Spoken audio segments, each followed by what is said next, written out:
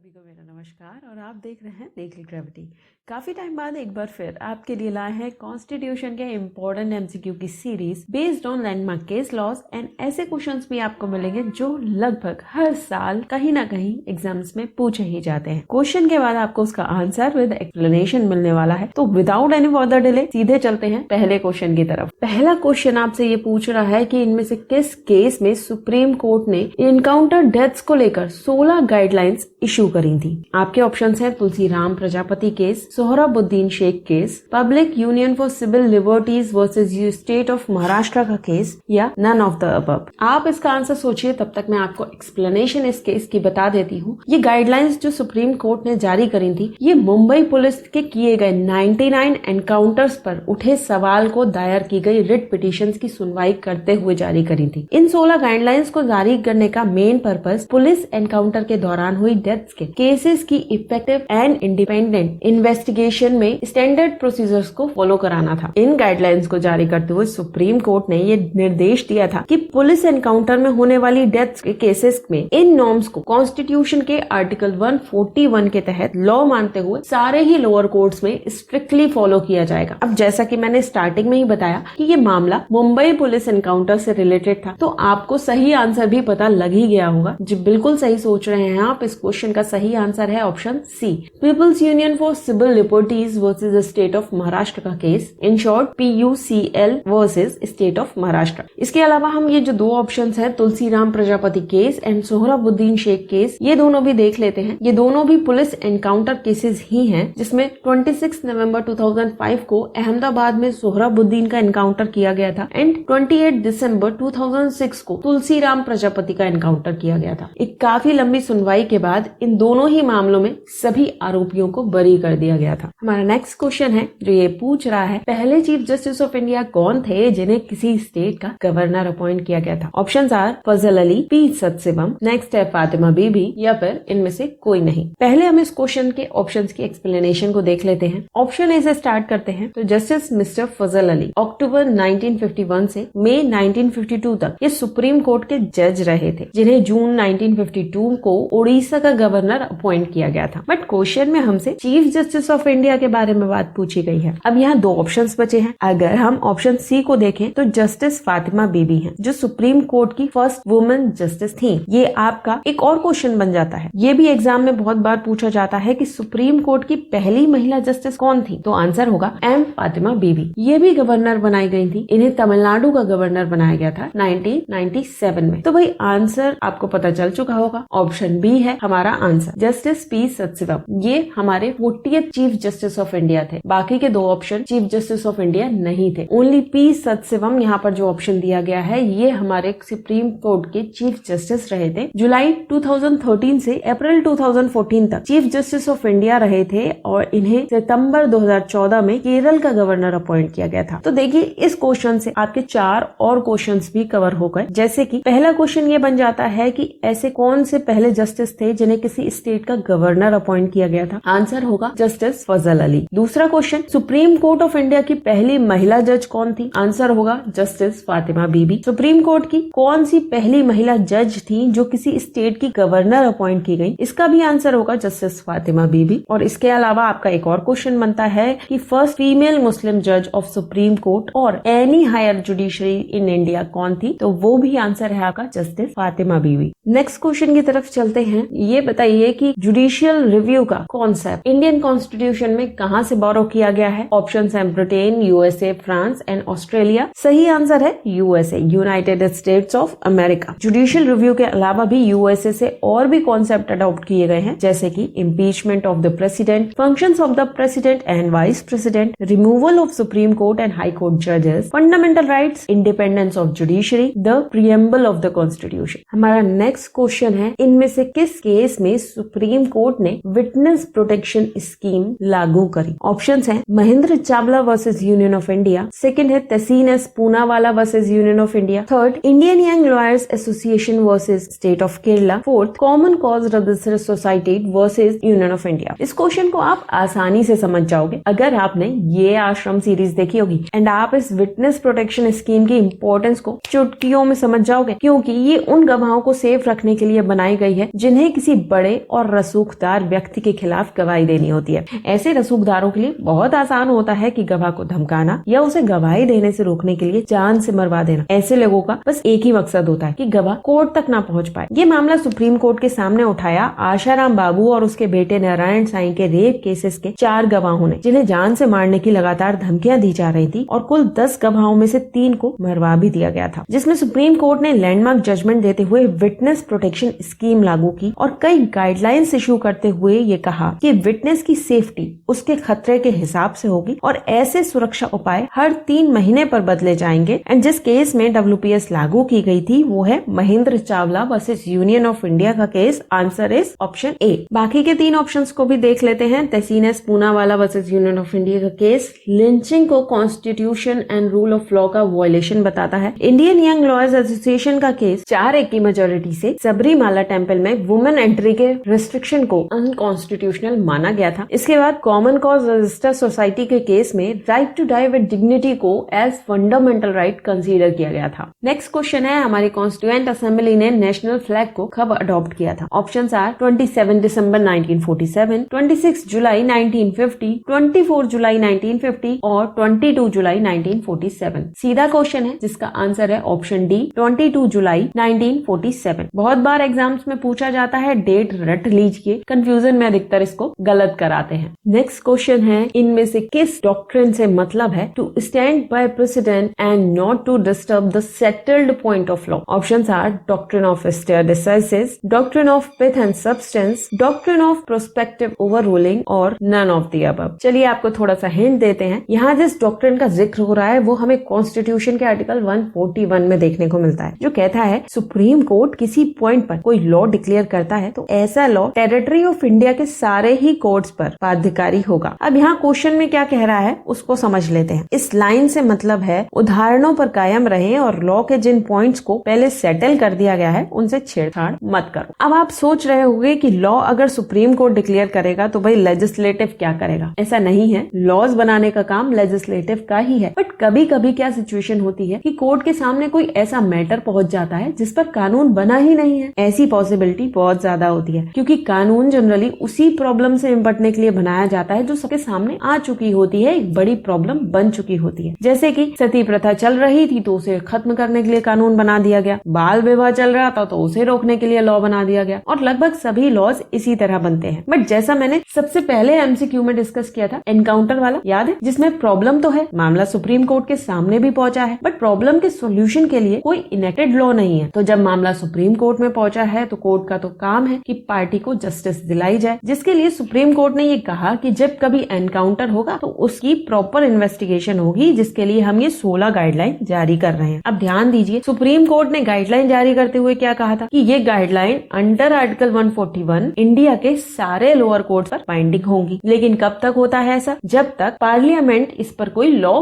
नहीं बना दे। अब सिंपल लैंग्वेज में तो समझ गए। अब तक हमने जो कुछ समझा इसको लीगल टर्म में हम डॉक्ट्रिन ऑफ स्टेयर डिसाइसिस के नाम से जानते हैं, और इस क्वेश्चन का सही आंसर भी यही है, option A, doctrine of stare decisis. एक और इम्पोर्टेंट बात कि ये जो स्टेयर डिसाइसिस फ्रेज है, ये stare decisis et non quieta movere Latin phrase का शॉर्ट टर्म है, और इसी लैटिन फ्रेज का मतलब होता है to stand by decision and not to disturb settle matters, या फिर to stand by precedent and not to disturb the settle point of law. Next question की तरफ चलते हैं, जो ये पूछ रहा है कि आर्टिकल 14 से जो राइट हमको मिला हुआ है, क्या वो पूरे भारत के सभी लोगों को मिला हुआ है, जिसके लिए भारत की सिटीजनशिप का होना जरूरी नहीं है? तो आपको यहाँ पे ये बताना है कि ये बात सही है या नहीं। तो भाई बात एकदम सही है। आर्टिकल 14 हमें कौन सा राइट प्रोवाइड करता है? Equality before law. आर्टिकल 14 के अकॉर्डिंग भारत के राज्य क्षेत्र, मतलब कि पूरे भारत में जितने भी लोग हैं, भले ही वो भारत के नागरिक हो या फिर नहीं, विधि के समान संरक्षण के हकदार हैं। छोटे मोटे नहीं, हम इसे एक बड़े एग्जाम्पल से समझते हैं। यही वजह है कि हमारे यहाँ एक टेररिस्ट को भी सुनवाई का मौका दिया जाता है, भले ही उसने कितने लोगों की जान ली हो, कितने लोगों के सामने लिए हो, बम धमाके किए हो, बट उसे भी पूरे जुडिशियल प्रोसेस का मौका मिलता है।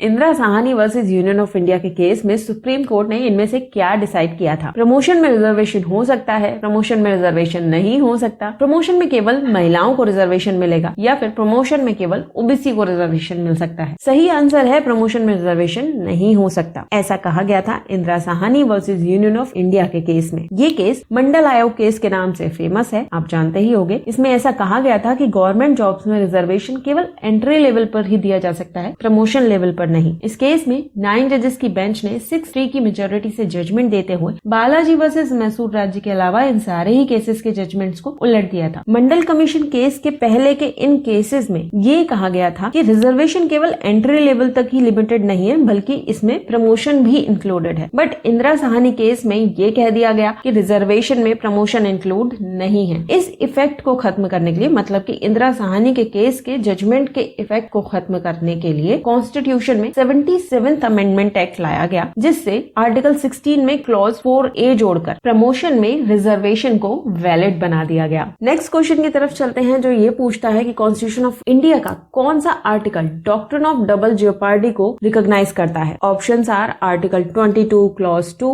आर्टिकल 20 क्लॉज 2, आर्टिकल 21 क्लॉज 2 या फिर आर्टिकल 21 क्लॉज 1। समझ लेते हैं डबल जियोपार्डी सिंपली होता क्या है। किसी पर्सन को एक ऑफेंस के लिए एक बार से ज्यादा दोषी नहीं ठहराया जाएगा, जिसका मतलब है कि अगर किसी पर्सन को एक ऑफेंस के लिए एक बार बरी या दोष सिद्ध कर दिया गया है तो वापस उसी ऑफेंस के लिए उसे दोष सिद्ध नहीं किया जाएगा। डबल जियोपार्डी नेमो डेबिट विस वेक्सारी इस लैटिन मैक्सिम पर बेस्ड है, जिसका कॉन्स्टिट्यूशनल प्रोविजन हमको आर्टिकल 20 के क्लॉज 2 में देखने को मिलता है। तो आपका सही आंसर है option B, article 20 clause 2, which states that no person shall be prosecuted and punished for the same offence more than once। इसके अलावा डबल जियोपार्डी का कॉन्सेप्ट आपको सीआरपीसी के सेक्शन 300 में भी देखने को मिल जाता है। नेक्स्ट क्वेश्चन केस लॉ से रिलेटेड है। इनमें से किस जस्टिस ने सबरीमाला केस में डिसेंडिंग जजमेंट दिया था? Options are justice Bhanumathi, justice Indu Malhotra, justice R Nariman and justice D Y Chandrachud. इस मामले में सुप्रीम कोर्ट ने हिस्टोरिक वर्डिक्ट दिया था, जिससे केरल के सबरीमाला मंदिर में हर उम्र की महिलाओं को एंट्री करने की परमिशन दे दी गई थी। ये जजमेंट 4-1 के मेजोरिटी से दिया गया था, जिसमें डिसेंट में जजमेंट देने वाली जस्टिस इंदु मल्होत्रा रही थी। इस जजमेंट में सुप्रीम कोर्ट ने Kerala Hindu place of worship rule 1965 के रूल 3B को अनकॉन्स्टिट्यूशनल डिक्लेयर किया था। ये रूल मंदिर में कुछ परंपराओं के अनुसार महिलाओं के प्रवेश को प्रतिबंधित करता था। ये मामला सबरीमाला मंदिर में परंपरा के अनुसार 10 से 50 साल की महिलाओं के प्रवेश पे लगभग 800 साल से रिस्ट्रिक्शन लगा रहा था। ऐसा रिस्ट्रिक्शन इसलिए था क्योंकि ये मान्यता है कि भगवान अयप्पा ब्रह्मचारी हैं। तो सही आंसर आप समझ चुके होंगे,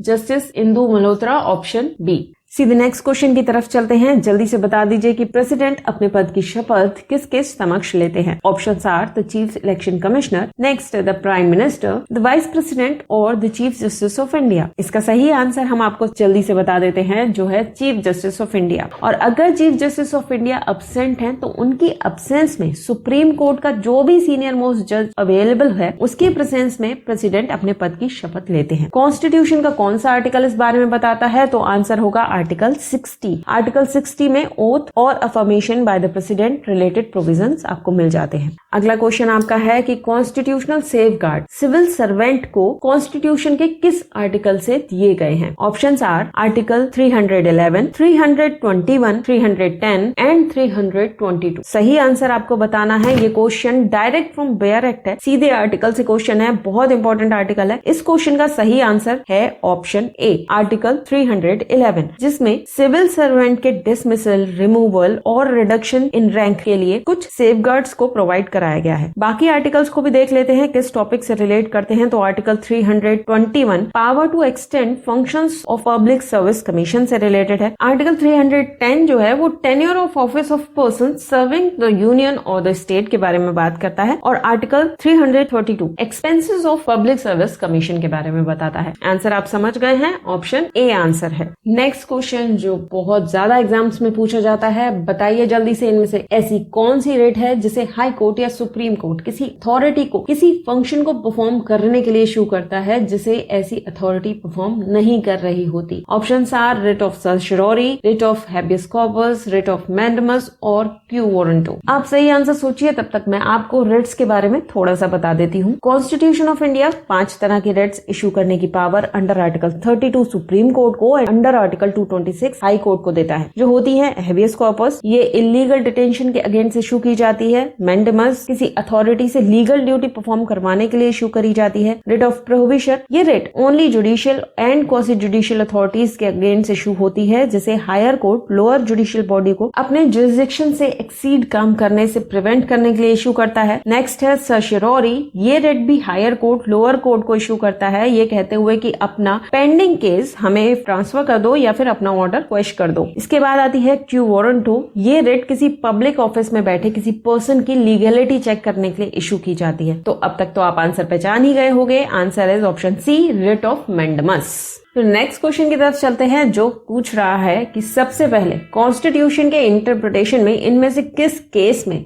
doctrine of prospective overruling को लागू किया गया था। Options are A.K. Gopalan versus state of Madras, Golaknath versus state of Punjab, Kesavananda Bharati versus state of Kerala, Bhikaji versus state of Madhya Pradesh. यहाँ सबसे पहले हम ये समझते हैं कि doctrine of prospective overruling क्या है। तो इस डॉक्ट्रिन को सबसे पहले अमेरिकन जुडिशियल सिस्टम में यूज किया गया था, जिसका मतलब ये होता है कि किसी पर्टिकुलर केस में जब कोई डिसीजन लिया गया है या दिया गया है, वो उसके बाद आने वाले डिसीजंस पर लागू होगा और किसी ऐसे डिसीजन पर लागू नहीं होगा जो उस जजमेंट के आने से पहले लिए गए थे। इसी डॉक्ट्रिन को इंडिया में सबसे पहले जिस केस में इन्वोक किया गया था वो था Golaknath versus state of Punjab का केस, यानी कि आपका जो है ऑप्शन बी सही है। इस मामले में कॉन्स्टिट्यूशन के 17th अमेंडमेंट को चैलेंज किया गया था, जिसे प्रोस्पेक्टिव ओवर रूलिंग के डॉक्ट्रिन के कारण बनाए रखा गया था। कॉन्स्टिट्यूशन का 17th अमेंडमेंट एक्ट 1964 से आया था। ये article 31A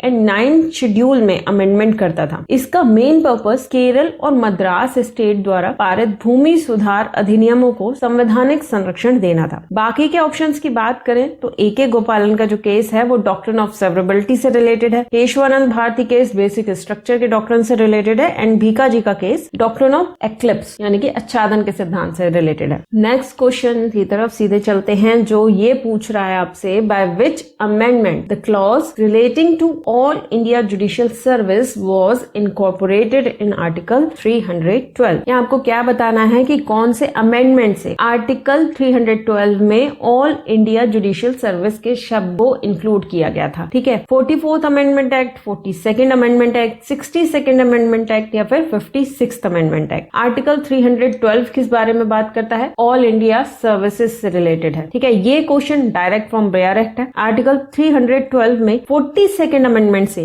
all India services का दायरा बढ़ाते हुए ऑल इंडिया जुडिशियल सर्विस को भी इंक्लूड कर दिया गया था। हालांकि वो बात अलग है कि ऑल इंडिया जुडिशियल सर्विस पर अभी तक कुछ हुआ नहीं है, but exam point of view से ये आपको पता होना चाहिए, क्योंकि टाइम टू टाइम इसके गठन पर विचार होता रहता है और चर्चा होती रहती है। 42nd अमेंडमेंट से रिलेटेड आपको ये भी पता होना चाहिए कि इसे मिनी कॉन्स्टिट्यूशन के नाम से जानते हैं। तो अगर आपसे कभी सवाल पूछा जाए कि मिनी कॉन्स्टिट्यूशन किस अमेंडमेंट एक्ट को कहते हैं, तो आंसर होगा 42nd amendment act and it's also known as the constitution act 1976। ध्यान रखिएगा। तो आज के सेशन में आपके लिए इतने एमसीक्यूज हम लाए हैं। अगर आपको ये सेशन पसंद आया हो तो लाइक, कमेंट, शेयर करके हमको जरूर अपना फीडबैक दीजिए, हमको जिससे पता चल सके कि आपको ये सेशन कितना बेनिफिशियल लगा, जिससे हम इस तरह के और सेशंस आपके लिए लाएं। चलिए, तो आज के लिए बस इतना ही। मिलते हैं अगले वीडियो में, तब तक के लिए नमस्कार, अपना ध्यान रखिए और चैनल को सब्सक्राइब करना बिल्कुल ना भूलिए।